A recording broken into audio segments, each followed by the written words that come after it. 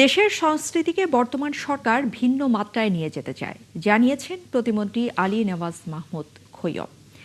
সোমবার এহসান মাহমুদের কবিতার বই আদিবাসী প্রেমিকার মুখের প্রকাশনা অনুষ্ঠানে কথা বলেন তিনি।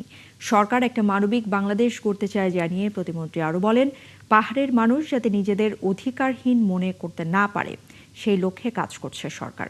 সেই সাথে তিনি আরও জানিয়েছেন, পাহাড়ের মানুষের ভাগ্য উন্নয়নে সরকার বিভিন্ন উদ্যোগও নিয়েছে।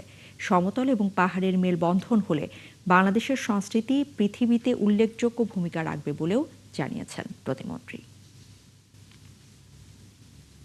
বিভিন্ন প্রোগ্রাম দিবেন, আমি একটা ব্রিজ করলাম, আমি একটা রাস্তা করলাম, আমি একটা হাসপাতাল করলাম, দিস ইজ মাই প্রোগ্রাম।